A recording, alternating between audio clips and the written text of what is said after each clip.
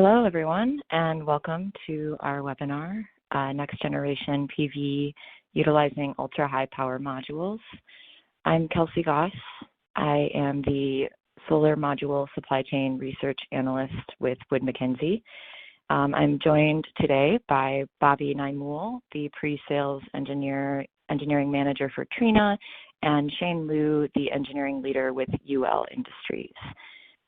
We are going to be discussing the market and how ultra-high power modules from Trina are penetrating the market and their benefits for upcoming PV system installations.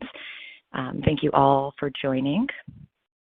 I'm going to begin the webinar today with a market overview from the Wood Mackenzie side, moving through some of the supply chain updates and some forecasting of capacity manufacturing expansion plans. So thank you for joining. To begin, just a quick overview here of the capacity expansion plans in the future for, as we look towards large format modules, we're seeing a pretty big increase in manufacturing capacity expansion plans as new facilities come online and as older facilities begin to be retooled to accommodate for the large-scale modules. And so this chart is displaying the slightly overcapacity that we'll see in the short term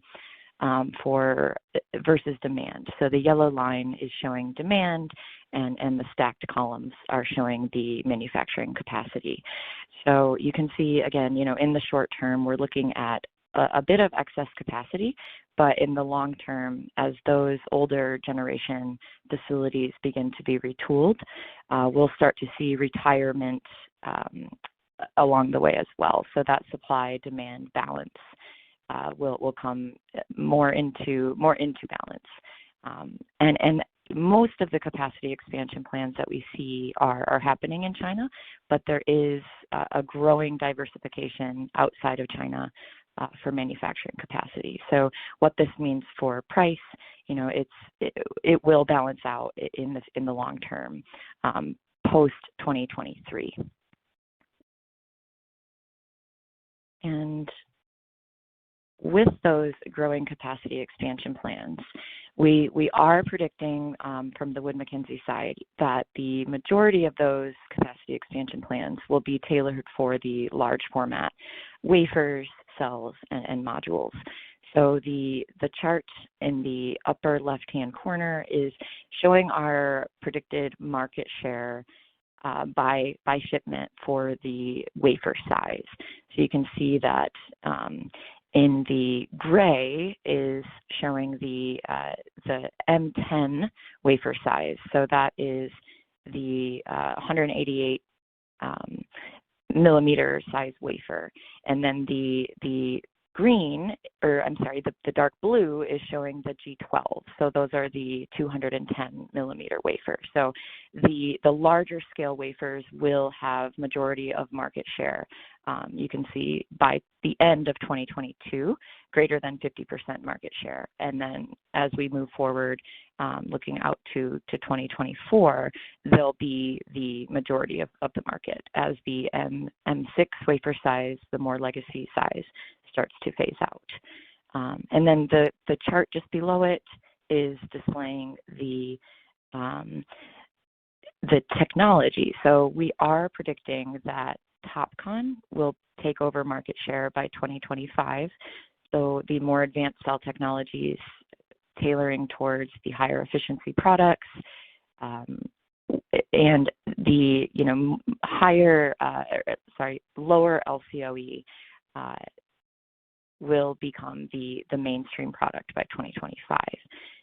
And we are predicting that TOPCon will be the mainstream product over heterojunction due to the fact that to retool a mono PERC, which is the current mainstream product, to retool a mono PERC facility, it only requires either one or two upgrades to the tooling, the tools for the manufacturing process. So that will take over TOPCon will take over quicker than heterojunction. However, in the upcoming years, there's still a bit of uncertainty as to whether the heterojunction manufacturing facilities will also come into play. So takeaway here is that TOPCon will be the new and upcoming mainstream product by 2025. And then on the far right, you see our power roadmap, module power roadmap. So you can see that by 2024, the TOPCon and heterojunction power outputs are quite higher than mono PERC. And again, that's what's driving the market share and the mainstream product overtake from mono PERC. So the future is bright for power output and for advanced technologies and larger wafer sizes. And then on that note, so this slide is just giving our interpretation of, how these capacity expansion plans play out. So again, as we look to the upper left chart, we're seeing the wafer capacity expansion plans by 2026. Just below is the module capacity expansion plans. And then on the right side is showing the cell capacity expansion plans. And the reason that the cell capacity expansion plan chart is larger is to display it. The cell manufacturing is really the driver for the module manufacturing. So once we see the wafer capacity expansion plans come to fruition, the cell manufacturing facilities will need to retool to accommodate whether it's a larger wafer size or a higher advanced technology. So whether it's the TOPCon or heterojunction, the cell production, the cell manufacturing facilities will need to accommodate for that. So we're seeing a large increase in capacity expansion plans for cell manufacturing in order to be able to accommodate for the larger wafer sizes and the upcoming advanced technologies.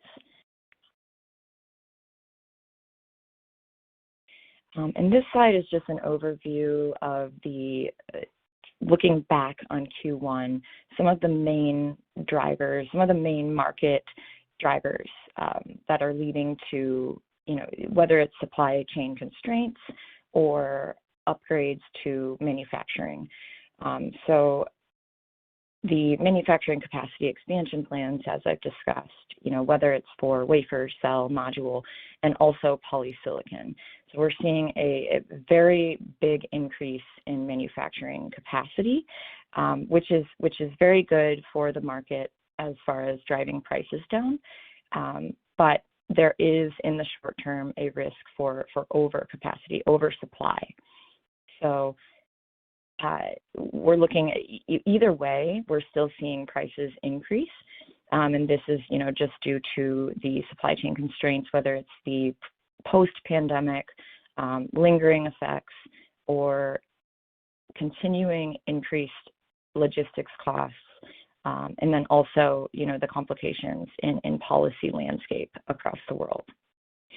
And then the second section here is, again, talking about these large format modules.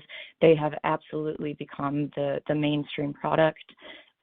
Downstream developers and buyers are absolutely beginning to size their system accordingly, design their system accordingly. One of the main concerns with the larger wafer, larger module sizes becoming mainstream product has been in the past the fact that there's a huge variety of module sizes and module power output. But we are seeing, some of the tier one, the large scale manufacturers sort of coming together in alliance and saying, here's the standard module size that we all agree upon, and in that way, also gives a range for module power output. So it's a very good sign, and we'll hear more about that later, that there is some alliances happening, some cooperation happening where more standardization of module size, module power output is definitely beginning to take place. So it's exciting. we're looking towards a future of higher power and standardization. And then in the lower column, or the lower box here, it's just a synopsis of some of the policy landscapes happening in the U.S. So, of course, in February of 2022, the U.S. government decided to extend the Section 201 tariff for another 4 years, meaning, all solar imports coming into the U.S. are subject to the Section 201 tariff. However, it does exclude bifacial modules. So bifacial modules are absolutely the mainstream product for utility scale projects. And so it's a bit of relief to the market to know that those bifacial modules are exempt from that tariff. Additionally, in March of 2022, the U.S. government accepted a petition from Oxen Solar to investigate the Southeast Asian imports for solar and potentially impose an anti-dumping and countervailing duty to those imports. We'll get into a bit more of what that means, but basically any imports coming from 4 countries within Southeast Asia, so Cambodia, Thailand, Malaysia, or Vietnam, potentially will be subject to an anti-dumping and countervailing duty in the years to come. It's still unknown. The investigation is ongoing. We're hoping for a bit more clarity by August. And then continuing in the U.S., the withhold release order, so the ban of imports containing polysilicon from the Xinjiang region of China is continuing. However, we are seeing a delay and a slowdown of imports to the U.S. So this WRO in the current landscape is a bit on the back burner. So no big updates for that as of now, but once imports begin and shipping picks back up, we will continue to keep an eye on how that plays out. This slide is just basically summarizing some of the 2 major events we saw in Q1 of 2022 in the U.S. and globally. So in the left-hand side, it's just summarizing, that anti-dumping, countervailing duty, potential the investigation, the potential duty that I just described in the slide prior. Just a bit more information for you here. I'm not going to get too deep into this because it's still very, very unknown. But in the left-hand side, you can see that we're focusing on India. So there is a new policy in India that's highly incentivizing new domestic manufacturing. So it's pretty exciting, not only for India, but for the global market. In the long term, there's potential of diversification of supply chain. So, the majority of manufacturing occurring in China currently could become diversified under this new production-linked incentive program that's occurring in India. And then moving on, so the next slide, again, I'm going to just briefly discuss this because this is showing the potential impact of the anti-dumping countervailing duty on Southeast Asian imports from those 4 countries, Thailand, Cambodia, Malaysia, and Vietnam. The potential impact to pricing. So you see here, the gray line is portraying the bifacial module from Southeast Asia, from those 4 countries, with our interpretation of what the anti-dumping countervailing duty tariff could mean. And then you see the dark blue line is showing the same Southeast Asian bifacial import without that anti-dumping countervailing duty. So there's about a 14-cent increase that could potentially occur. I will caveat to say that the tariff that we've assumed here is about a 41% tariff, and this is highly unknown. The range of which that tariff could be varies very much. So we are still waiting on more information from the government, more information from the actual investigation itself. None of this is set in stone. So this is just portraying a picture of potential price increases that could occur under that tariff schedule. And then my last slide here, I just want to point out, as we at Wood Mackenzie, as we're looking ahead and forecasting on pricing or on supply and demand, one of the main drivers is polysilicon, especially, well, definitely at the module level. So polysilicon has been the main driver for price increases over the past year and a half. We've seen exponential growth of polysilicon prices. One positive to look forward to is that we are seeing capacity expansion plans for polysilicon over 1 million megatons, or metric tons, by 2023. So these expansion plans are mostly within China, as I'm showing here. So the chart on the left is showing the polysilicon capacity in China in 2021. The chart on the right is showing the same by 2023. So you can see that Inner Mongolia, Ningxia are the two biggest growth areas within China.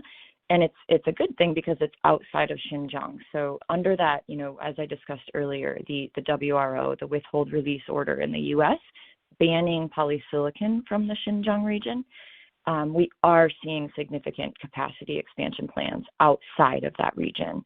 So it's a bit of a positive, hoping that these expansion plans come to fruition, could potentially help drive down costs of polysilicon and therefore module prices, and could also give some relief to the supply chain. So I am going to wrap it up. Thank you all so much. And if you have any questions for me, feel free to reach out using my information here. And with that, I will pass the mic over to Bobby Naimul. Yes, hello everybody. Thank you for tuning in to this presentation. So what I'm going to go over is the levelized cost of energy, the benefits of the Trina Vertex 21 series. These are pretty much the 210 millimeter series of modules. Over the last year or so, Trina has done a lot of different types of studies in terms of the LCOE benefits and CapEx benefits of this new technology of module products compared to traditional 156 millimeter and 182 millimeter products. So next slide here. Okay, so basically, the 210 millimeter module products, what Trina has been working on was developing a lot of the modules to be at a minimum 600 watts and above. The 210 millimeter series, there's several different types of products that are going to be in the 500 watt range as well. The modules that you see here to the left, these are pretty much dominant, mostly in the international market. And the 21 series, you are going to see these. That's going to be heavily marketed towards the North American market. But basically, the overall push here is to ensure that the modules are going to be giving you the largest possible production per area square footage. The next slide here talks about the different advantages in terms of the actual energy production. If you were to compare the 210 millimeter series with a competitive 182 millimeter product, one thing that you would notice is that you have a lot of advantages in terms of the power production.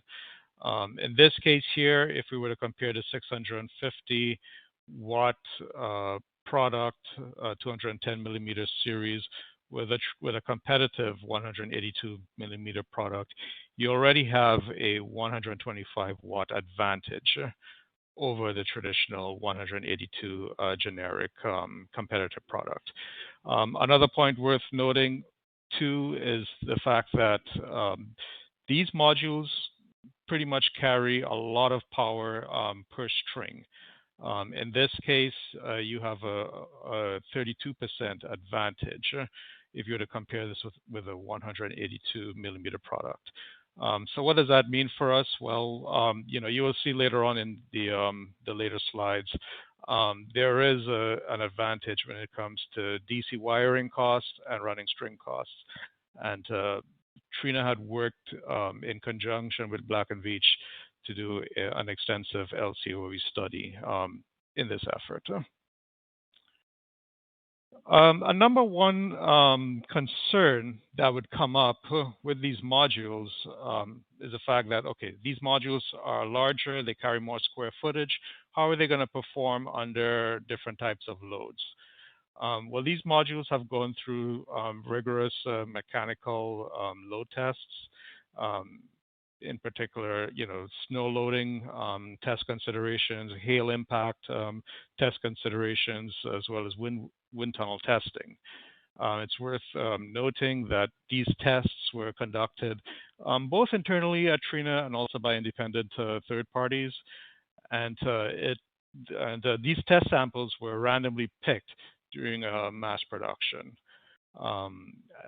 Another point I'd like to bring out here is that mechanical load and the warranty, there's no special type of warranty consideration. They're all going to be compliant with Trina's current and latest solar warranty protocol. Next slide. Another concern that a lot of contractors may have is, okay, these 210 millimeter products, since they're relatively new, how are they going to be compatible with the current inverters that's in the market? Well, Trina has gone through different types of, have had different conversations with all of the different inverter manufacturers, the most common ones that are popular, not just in North America, but worldwide as well. A couple of recognizable brands that you'll see here, some of them being SunGrow, SMA, Fronius, Keiko. Trina ensured that these modules are going to be fully compatible and compliant with the current inverters in the market, as well as future inverter products that's going to be released.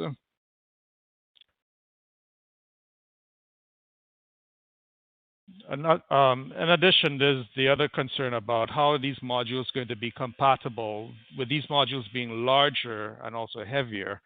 How are they going to be compatible with current trackers that are in the market?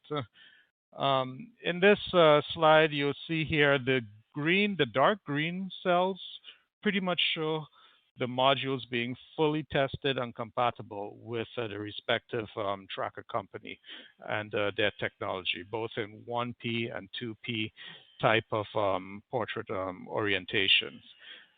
The light green cells that you see here they basically represent modules and trackers that are being currently under testing right now.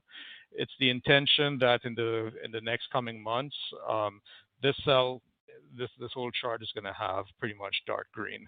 That shows that the 210 millimeter product is fully compatible with all of these tracker hardwares.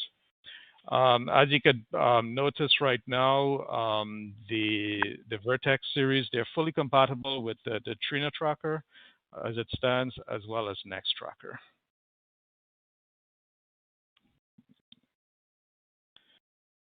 Another observation that we would see here is the fact that since these modules carry a lot more power per square foot, there's some, and they also carry this unique vertical packaging type of solution. There's a lot of advantages when it comes to the logistics of these products. These modules, in each shipping container, you have the capacity to carry at almost 30 kilowatts more than a traditional 580 watt or 530 watt module.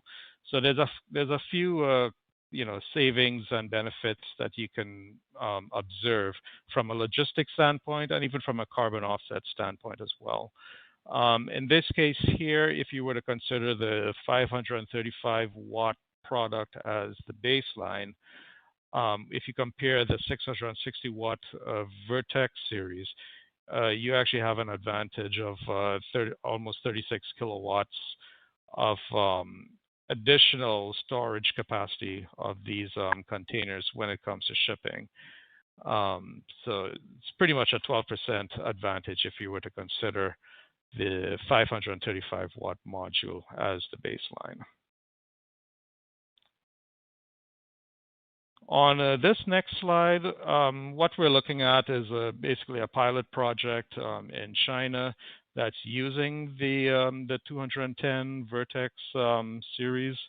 One thing that you might want to notice is the fact that since these modules are vertically stacked, there would be a special type of kickstand that would be required in the installation. Especially when it comes to offloading these products from the packaging contents. Some customers may have some concerns about, okay, so this is kind of a new concept. Some people may be used to offloading these panels, while they're in a horizontal position. Trina has, comprehensive instructions on how these modules can be offloaded, as well as using this kickstand. It's not as difficult as it may look in the pictures.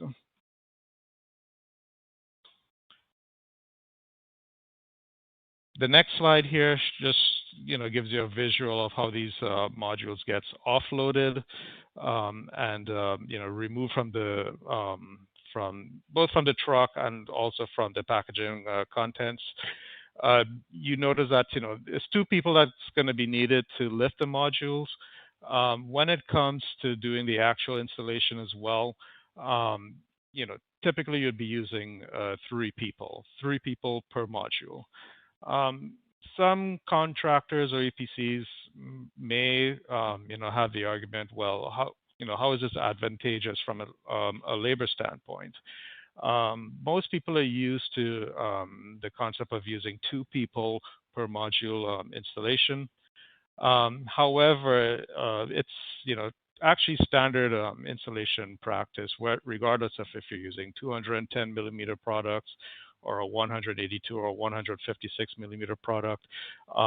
It's actually standard procedure to use 3 people per module, 2 people to do the lifting, 1 person to do module adjusting in the field.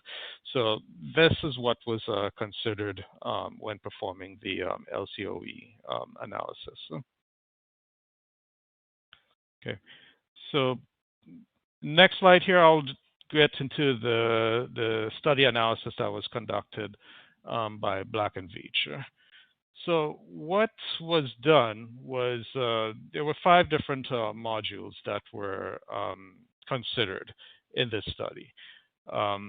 We pretty much used 2 pretty much old legacy Trina products, the 450 watt module, 485 watt module that were in the 17 MC and the 15 VC series.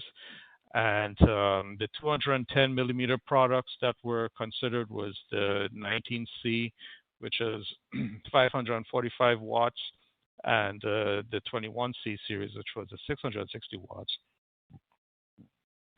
And it's worth mentioning that Trina doesn't produce 182 millimeter cells, so we had used a generic 182 millimeter product, which was 535 watts rated. So a couple of notes on the 19C product and the 21C product. This study was conducted with the anticipation that we're going to see low LCOE and a reduced balance of system costs with shorter payback time. It's also worth noting that these products also have low guaranteed degradation during the first year. And these products also have pretty much over 20%, actually 21% module efficiency with high density interconnection technology.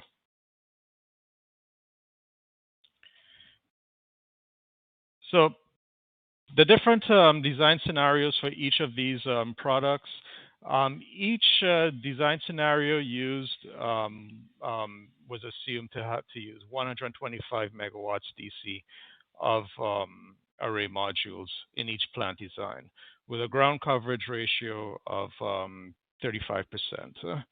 The inverter that was used for each design scenario was the SunGrow, the 3.6 megawatt inverter, with unity power factor being assumed. Now, it's worth noting that for projects of these size, it's actually rare to find a unity power factor being assumed. However, for the sake of simplicity for this study, we assumed a power factor of 1 in this analysis. And it's also worth mentioning that, for these types of utility scale projects, it would be typical to find, plus or minus, 0.95 power factor being the case. Also, as far as geographic region is concerned, a generic site in Texas was assumed for this study. The tracker that was used in the analysis was the Next tracker, which was self-powered, adjustable to plus or minus 60 degrees. As far as the terrain goes, a regular lot size, lot shape was assumed, no irregular shading.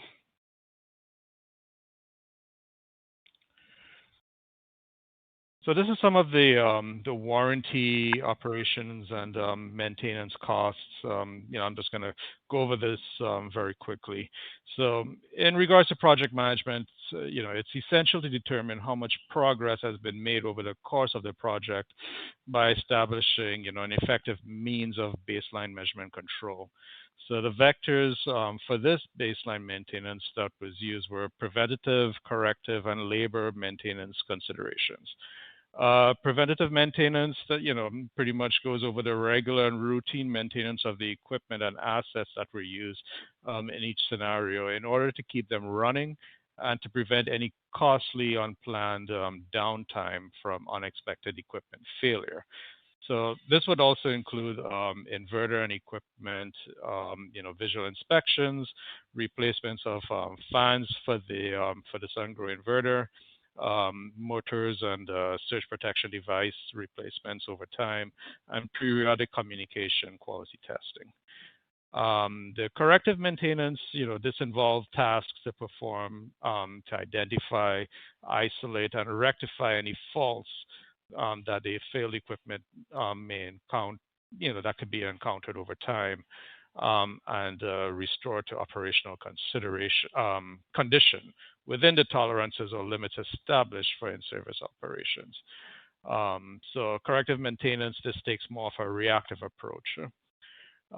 Both preventative and corrective maintenance, they don't include labor costs, but maintenance labor was factored into this study as a separate category. As far as vegetation maintenance goes, standard procedures were assumed to control tree and brush control, keeping weeds, plants, and agriculture, segregated from the PV plant, while still being sensitive to EPA considerations. Also, for the analysis, standard warranties that you would find typical for the modules and inverters and the trackers were assumed. Nothing out of the ordinary. As far as major maintenance goes, spare parts for the inverter, modules, and the trackers were factored in. As far as the LCOE calculation goes, we pretty much considered the net present value of all of the total costs for each scenario over the lifetime, divided by the overall production of the system, for the duration. So using this type of calculation, it allows the solar power plant with different generation and cost structures to be compared against each other. This is calculated by comparing all the costs incurred over the lifetime of the power plant, you know, divided by the total amount of energy that's been generated. Couple of notes with considering is the fact that the degradation that we use, you know, it assumes 0.45% per year in this analysis. So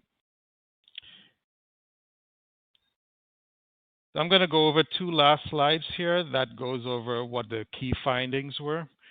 So the first key finding that you know, that was noticed is that's pretty much highlighted is the reduction in number of modules that's going to be needed with the Vertex 210 millimeter series. If you compare this with the 182 millimeter product, you know, you'd notice an almost 19% savings in number of modules. So why is this important? Well, you know, with fewer modules, you're looking at cost savings in DC wiring costs as well. In this case, you know, if you factor the DC wiring costs in the overall CapEx savings, you're looking at a savings of about 4.6%. That's a $4.5 million difference when we compare the two scenarios. In terms of the balance of system material savings, you know, 21% difference was observed. Indirect construction cost savings was 20%. And, you know, a lot of customers may have the concern that, okay, these modules are bigger and heavier. Wouldn't you require more costs in racks and post installations as well? Well, the fact that you need fewer modules, even though that they're heavier, there's still an overall savings that was observed, in this case being 4.5% or a little over $800,000.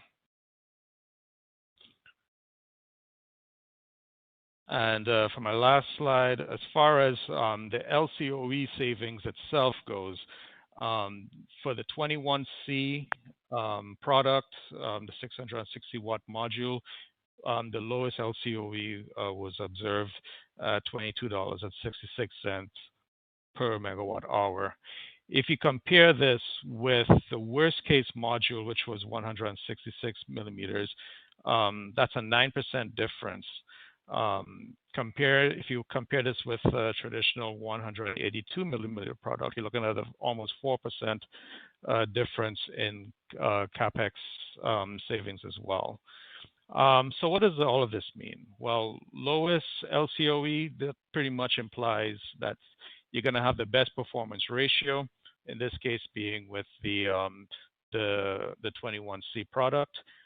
And, you know, as far as, you know, highest annual specific yield, you know, once you have the highest power output of these Vertex series, that pretty much translates to reduced balance of system, not just savings, but also equipment that's needed. And it's also worth noting that these modules also have low voltage ratings, despite their high power output. The fact that they have low voltage ratings of these Vertex products, you're pretty much looking at fewer strings that's needed for the entire site. So yeah, so you know, so this is pretty much all of the few highlights of these advantages that were observed in this analysis. If requested, you know, we can, you know, we have the study that was conducted. They can be shared and distributed under a signed NDA. If there's any questions, you know, I'll take in as much as I can. Otherwise, I'll hand over the presentation over to Shane. Yeah, Bobby, real quick, a couple questions came in. I think one we saw a couple times. Is the Vertex module compatible with TM-EIC inverters? Yes, they are. The TMIC inverters, I've actually had conversations with TMIC recently for a few potential upcoming projects. Yes, they're compatible with TMIC, as well as other common brands that you'll find here in the U.S. Awesome, thank you. I think the majority of the other questions, just for now, we can get into more later, but were based around some of the assumptions used in the study. So I'm going to just maybe divert, and Bobby, feel free to say what you want. But if there are follow-up questions about some of those assumptions, I'm sure Bobby would be willing to answer those at a later date. For example, what was the weight of the module? What is the voltage? What was the hourly rate? Things like this. Mm-hmm. Yeah. Well, Okay. yeah, and and some of these questions I'll go through them, after this webinar. I'll answer as many as I can. Sounds good. All right. Well, we will pass it over to Shane then. Okay. Thank you, Bobby, and thank you, Kelsey, for the interesting presentation. So I am Shane from UL. Basically, I'm going to maybe go in depth into what Bobby has just gone through, because we have did a similar study, but in a different region, different country, using different assumptions and methodology. So I will quickly go through what we have done in terms of assessing the LCOE of using the Vertex series 210 millimeters module versus the typical 540 182 module.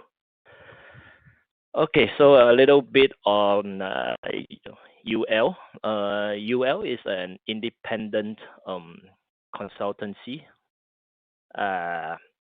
Over here in this slide, we are just talking about the renewable part of the business. We are not talking about the testing and the certifications and the standards that the audience might probably be more familiar in, because they are very well established in the US market. So for the renewable energy, we are operating in 140 countries. We are having a vast experience, as you can see from this one slide. So I'm not going into details in all this, and I will just move on. So in the renewable business of UL, we offer technical consultancy on onshore and offshore wind, energy storage, solar PV, and of course, using our digital solutions to do calculations for all of these different renewable sectors. Okay, so let's go right into what we have done for the study. So a quick background. UL was engaged by Trina to make the levelized cost of energy comparison between two different modules. And the location selected is in Australia and the UAE. Reason being they are the up and coming, fastest growing countries in the world. So the modules we are talking about is the 182 millimeter 540 module and the Trina Vertex 210 millimeters module. Both are bifacial monocrystalline on next tracker using the 1P configuration.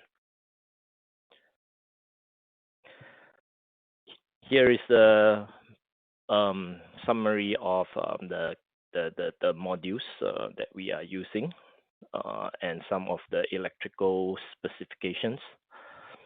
So we are comparing the different types of modules in two different countries, and we have to note that we are not comparing the performance of the modules in the different countries. We are just comparing performance of different modules in each country. So that's something to take note. And here is the project overview. similarly to what Bobby has presented for the selected location in the US on the study done by Black and Veatch, UL did something similar with the project details as such. 125 megawatt with 100.8 megawatt AC, and the DC-AC ratio 1.24. The next tracker with 1P orientation and so on and so forth. And this is the exact location coordinates of the selected plant. And these are selected because they are the designated, say, let's call it the green energy park, designated by each respective government in the country. So this area, because it's designated as the renewable or clean energy park, so it has all the necessary infrastructure, transmission lines, and so on for the distribution of the power generated. So this is why we select these areas in this country. And the layout is very typical, flat terrain in a rectangular block size, as you can see here on the bottom part of the slide. Very simple, very optimized, and for the 540 module is as such, and the 660 because of the larger dimensions of the module. You have a slightly larger area, and because we have to keep it as the same at the same ground coverage ratio with the same amount of losses. This is why you see a slight difference in the dimension of the entire plant. Let me go back quickly again to the 541. You can see it's like this, and the 660 is slightly bigger. The details of the ground coverage ratio and so on it's listed over here. And these are the bill of material of our design that is used in the comparison. For the 541 is like this. Take note of the land area in hectare for the 540 is 183. And for the 660, oh, I'm so sorry. I think the land area is slightly smaller, although it's larger, but we're using less module. And also the distance, the pitch distance between for the bigger module is slightly bigger as well.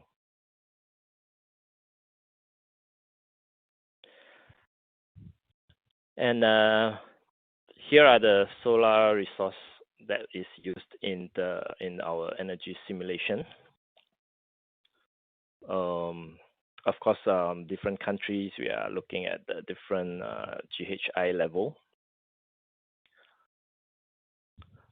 And here's the project's configuration. Side by side, we're using SMA Sunny Central inverter. This is a very common inverter that can be found in both markets, and everything else should remain the same.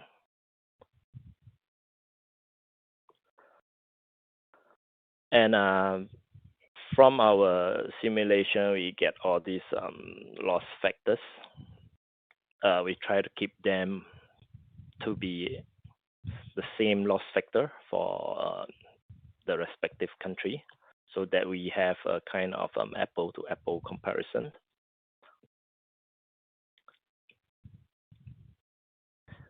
And finally, here is some of the performance metrics for the first year. You can see the energy yield kilowatt hour per kilowatt DC for each of the modules in each of the country. And the cost related to the project in question, we can see that, again, as Bobby has pointed out, I would like to point you to the logistics cost. It is shown to be slightly lower because of the advantages of the Vertex series module that Bobby has mentioned, the vertical packaging and so on. There's a slight reduction in the shipping cost.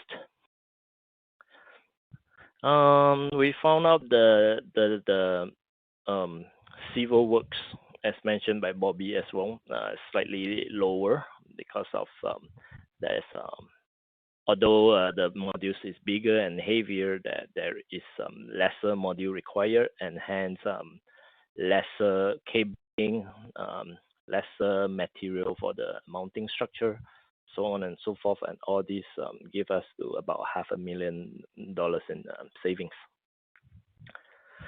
End of the day, we have 1.5% savings in the capex for Australia. And for the OPEX in Australia, we use this generic amount that we have seen across similar size project in Australia. We use this in our LCOE calculation. For the capex in UAE, there's also a 1.7% savings in the total capex. But you can see that the OPEX is slightly lower for UAE due to manpower cost, lower manpower cost as compared to Australia. And finally, we get our LCOE result using the formula as shown. Pretty much the same when we use the 660 Vertex series module compared to the 541. In Australia, we get a savings of 1.32% and a 1.19% in UAE. These numbers are dollars per kilowatt hour.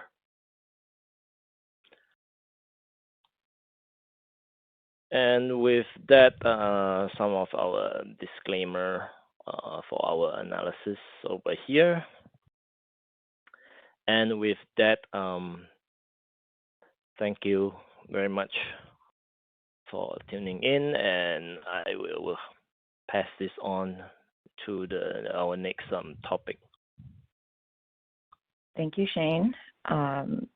Thank you, Bobby. Thank you, all presenters, and thank you for the audience. We've gotten a lot of great questions coming in, so for the rest of the time, I'd like to address some of those. I'll start with a question. This one is directed for Bobby. Do you see large format modules being used in CNI projects? These large format modules, the 600 watt series, they're more marketed towards the utility scale projects, so they're going to be more predominant, mostly on utility scale size type of system. So they're going to be mostly primarily on ground mounted systems, basically. It'd be very rare to see these going up on a commercial rooftop. So. Got it. And is that due to OSHA weightlifting requirements and the amount of people that it requires to lift those modules? It doesn't have to do with the weight of the modules themselves, but it more has to do with like the size constraints. Limited rooftop available rooftop size as well, and Yes, and the weight load distribution that these rooftops could handle. So yeah, so these modules are more geared towards ground-mounted systems on the utility side. Awesome. And then one other question. So specifically, JA Solar, Jinko Solar, and Longi, they've released a statement sort of in alliance for a standard size of their M10 wafer modules. Is there any consideration or upcoming, sort of alliance with Trina and these G12 size wafers for a standardized module size? That I will have to discuss with marketing team within Trina, but as far as standardization goes, Trina is heading towards keeping everything or pretty much consistent and standardized. So yeah. Got it. Awesome. And then, maybe for Bobby and Shane, are the 660 watt modules, are those currently available in the U.S. market? Well, right now, the 600 watt modules, they're being, I'll discuss with the sales team, but yes, we're marketing those towards the North American market. In terms of availability right now, you could. I'll get back to that question in terms of the timeline and availability. But yes, they are being marketed towards in North America. Got it. Yeah, I know the North American market tends to, lag a bit due to some of the certifications and whatnot, and shipping and logistics complications. So, yeah. Sounds good. And Bobby, another question here for you. So the vertical packing orientation limits the ability to move the pallets using a pallet jack. Do you see potential of tipping of the pallet during that handling?